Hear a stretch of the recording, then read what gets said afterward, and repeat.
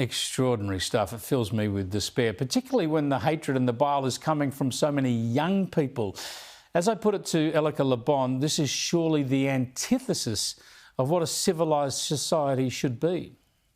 Yeah, and this is something that we've been predicting for several years now, especially most prominently after October 7th, when it was very clear, and what we were trying to articulate is the fact that this doesn't just stop at celebrating the murder of Jews and Israelis, because this is actually part of a much bigger war that nobody seems to be noticing, which is a war on the West.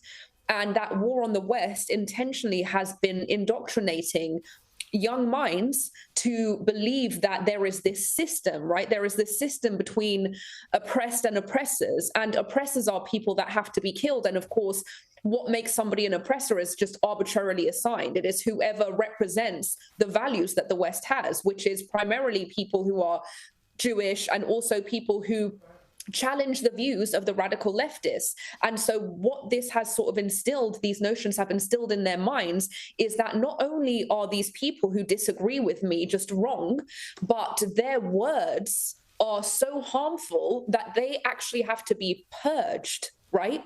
And so what we're entering now is this totally dystopian phase of the purge. And the craziest thing about it all is that people still haven't woken up to it. Yeah, it is just so terrible. It comes to this framing of your opponents in debate, in the contest of ideas, as evil and dehumanising them. I suppose there's one ray of sunshine, one silver lining, in that there have been prominent figures on the left who have disagreed with Charlie Kirk but have expressed their outrage. Now, this should be common. This shouldn't stand out as it does, but no doubt it does. Yeah. And one of the leading people there was Dean Withers, who was, if you like, a rival of Charlie Kirk's, a liberal left rival in the podcasting world. Have a listen to him. If you want to end gun violence, it is something that you can never celebrate. It is always disgusting, always vile, and always abhorrent. It should come as no shock to yourself when I tell you that I think Charlie Kirk was a bad person. I've made that very clear over the last year, but does that mean I think he deserves to lose his life? No. Well, that's what you'd expect from everyone, wouldn't you, Elica? Yeah, I mean, I wouldn't even, I even think, just sort of reiterating this thing that, I think he's a bad person is sort of just feeding into the same thing. He's a person who you don't understand, just like you're a person that he doesn't understand. But I think, when we see, we have seen condemnations from a lot of people on the left.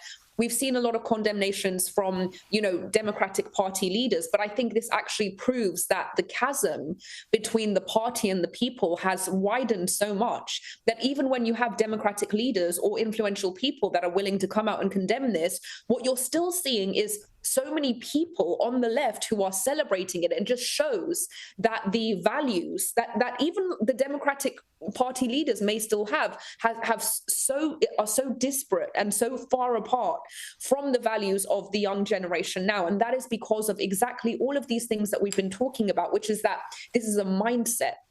Yep. It always starts with a mindset. It's a mindset that is nurtured in universities. It is a mindset that is nurtured in friend groups, in social circles. And it all goes back, and I always bring it back to the same thing. It all goes back to the Soviet disinformation war that occurred during the Cold War, which the primary motivation of that war was to convince people inside the West to turn against themselves, to turn against the United States and Israel primarily. And that mindset is something that we've allowed to germinate to such an extent that the young generation genuinely believe that the way to a better future and to humanity is to eliminate oppressors. And the question at this point is how many more killings of oppressors, right? Because we had the CEO of the health insurance company, Brian Thompson. Yes. We had the two people that were killed for being Zionists. We had the Wall Street shootings. We had the Molotov cocktail thrown at somebody just for saying, bring them home, which also killed them. And now we have Charlie Kirk. How many more times are we going to witness this purging of oppressors from the people that say, you know what, these people are causing harm and they don't deserve to live, whilst actively causing the very harm that they're lamenting?